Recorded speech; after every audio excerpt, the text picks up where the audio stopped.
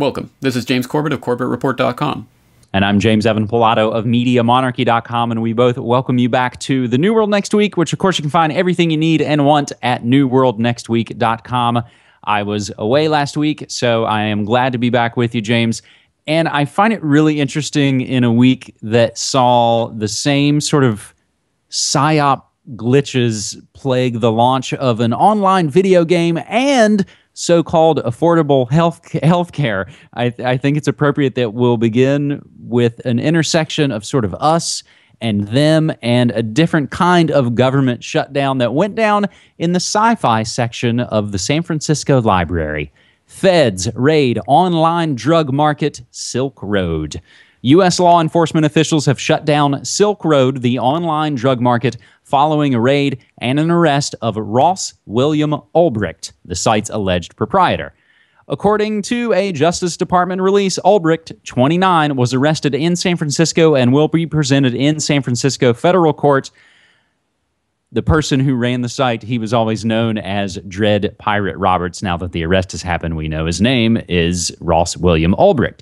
In addition to arresting Ulbricht, the FBI seized approximately $3.6 million in bitcoins, making it the second biggest seizure in the digital currency's history. Federal prosecutors in New York charged Ulbricht with narcotics trafficking conspiracy, computer hacking conspiracy, and money laundering conspiracy. A criminal complaint also alleges that in March 2013, Ulbricht engaged in a murder-for-hire scheme where he enlisted one Silk Road user to murder another user who was threatening to release the identities of all the website's users. The operation that led to Ulbricht's arrest was a collaboration between the FBI, police, and prosecutors in the fantastic Southern District of New York. Since November 2011, agents claim to have made over 100 different drug purchases through Silk Road. The complaint estimates that Silk Road has processed transactions worth over a total of 9.5 million bitcoins, which adds up to roughly $1.2 billion in sales. James, this is an interesting intersection of the cyberspace war, as I call it, as well as the drug war. So what's your take on the Silk Road takedown? Well, I'll tell you what I think this is really about underneath this story, because, of course, this is one of those busts that they like to roll out to get the kind of prurient interest and say, oh, look at what these nasty people are doing on the internet black market. Of course, they're murdering for hire, and they're shipping drugs all over the place and all of this. And this is meant to be the big rollout to make sure that the grandmas and grandpas who have no idea about anything on the internet know that there's a lot of bad stuff happening there. But the word of the day, I think, is agorism. And this is basically the idea that instead of fighting the powers that be by protesting Washington or whatever, the real way to get around their system is to participate in the black market, in the shady areas that are outside of the reach of the economic system that they have. And this is a developed philosophy. You can read about agorism, and I think that ultimately this is what it's really about. The government hates to have competitors to their monopoly of thug power, so whenever they see a chance to swoop in with a bust, that's a golden opportunity for them. So regarding the Silk Road, I've never used it. I don't particularly care about that particular instantiation, but I think it's about a bigger idea, and it's about trying to shut down any avenue for participating in an economy that doesn't have something to do with their phony baloney fiat money that they print out of their posteriors and force on the rest of us. So I think that this is about a much bigger issue, and I hope that this does not silence the space for agorism and the exploration of alternative economies online. I was not thinking about this, James, until you just kind of spoke about it. I guess I find it interesting as well in a week that saw the grand finale of the most popular TV show in America called Breaking Bad, which is all about crystal meth. And I've always found the crackdown on crystal meth kind of interesting in a way because it's something that you can make out of a bunch of crap in your kitchen, which what better way than to cut out the government drug dealers than to sort of make your own drugs. So in a way, that's just another kind of interesting intersection. And we'll include links to Agorism as well as some of the other stories. And I think, I believe I was reading somewhere that some of the first places they heard talk about this was maybe Adam Kokesh. So we'll kind of include some of those links to check everything out. James, our second story is a strange one, and I put it out on Twitter at Media Monarchy. Popular fast food chain Yoshinoya to grow food 60 miles from Fukushima. A Japanese fast food chain has announced plans to grow rice and vegetables on a farm 60 miles from the crippled Fukushima power plant, site of the world's worst nuclear disaster since Chernobyl in '86.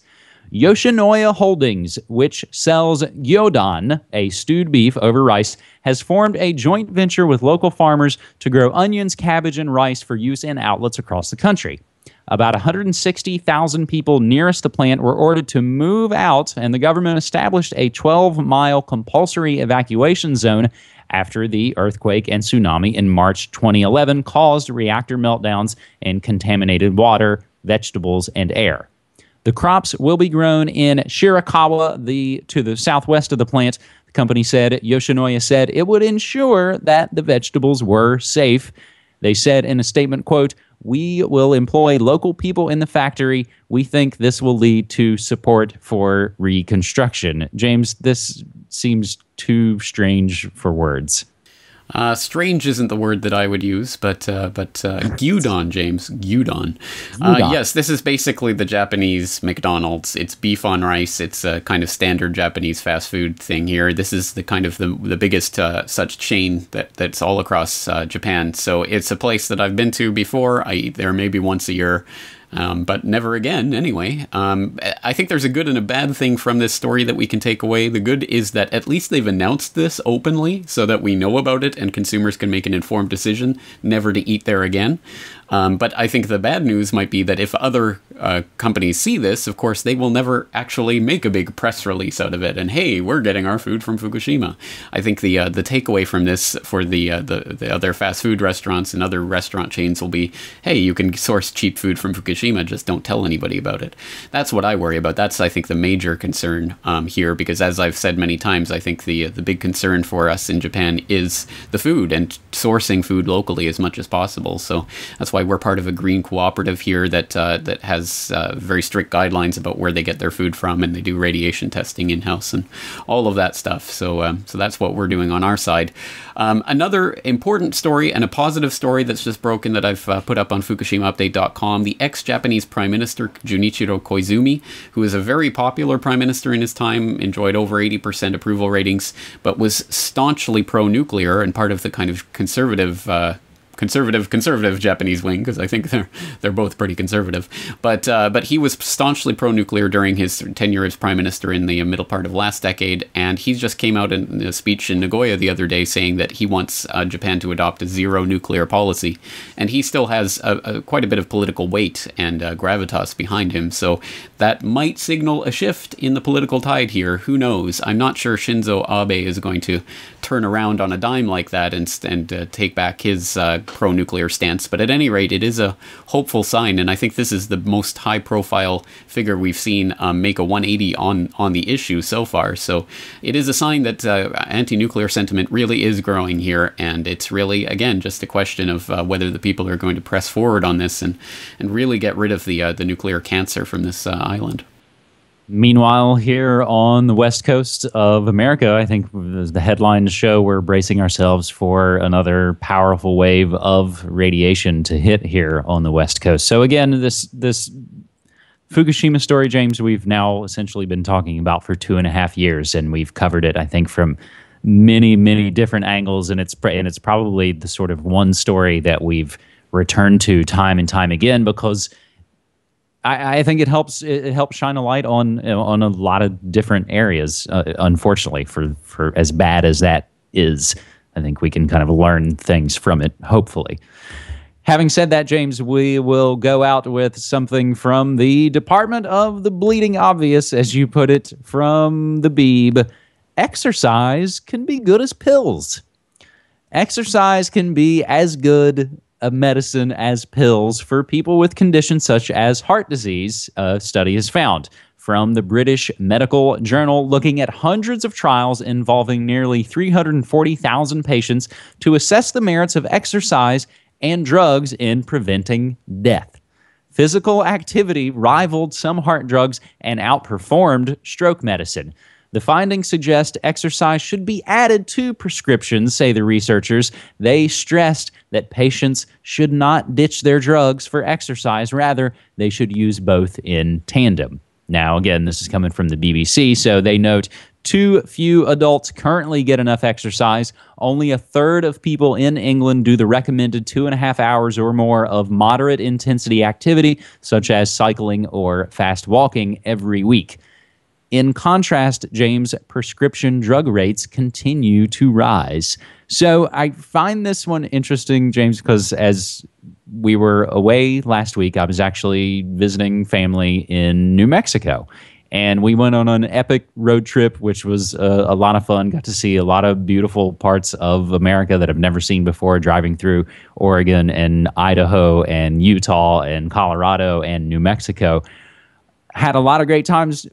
The one thing I wasn't able to do was to go run, which, if we've talked about it here before, ever since I've quit smoking, which I'm coming up on 15 months since I quit smoking cigarettes, I've started to run, and I basically run 2 miles every other day. And I know that's not something that's going to make me Jack LaLanne. I do it just to kind of keep the demons away, so to speak. And I've basically now, since we've gotten back late Sunday night, I coined a term, and I call it runishment. I'm basically running every single day to make up for the days that I've missed. And my legs are already sore, and I'm kind of feeling it. And I'm going to actually immediately go out for my run as soon as we wrap up here. And I think, again, this just kind of speaks to the personal choices that you make. And again, hearing these things, and James, you and I have talked about this on New World Next Week. We talked about it back when we were doing the Food World Order episodes. Dude, I was the guy back in high school that avoided gym class at all costs, and you could find me kind of hiding away trying to read comics or spin or music magazines.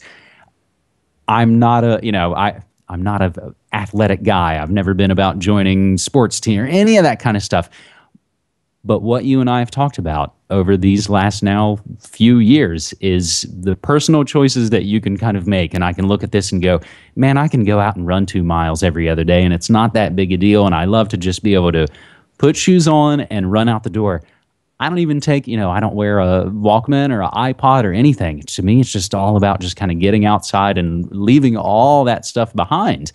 So I'm starting with the man in the mirror, like Michael Jackson says, James.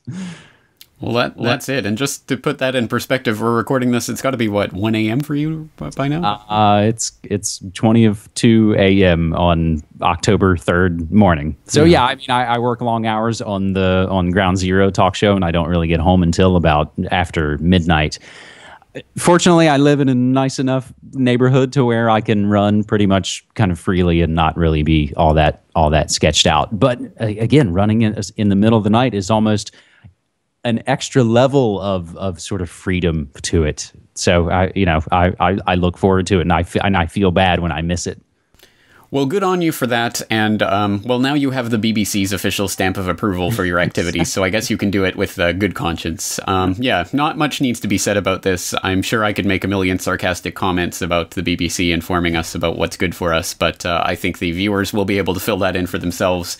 At any rate, it is about personal responsibility and what we can do for ourselves to improve our own health, and not waiting for the pharmaceutical medical industrial complex to provide it for us in pill form.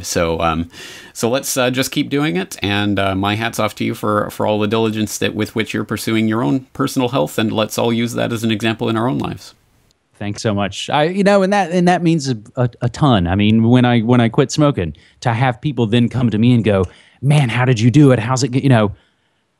To be able to sort of have the script flipped and find myself in a position where I can try in some small way to kind of say, well, here's how it worked for me. Here's what helped or what didn't help. Is again, ultimately, James, I think what everything we're doing with our respective shows and sites that we've been trying to do these last several years is to put the power back into your hands and try and share as much information with each other as we can. I'll just close by saying one of the ways we can also share things on a deprogramming note is to submit stories on Twitter using hashtag New World Next Week. Of course, James, you and I look at a lot of news, but we by no means catch every bit of it. So we appreciate any kind of news tips sent our way.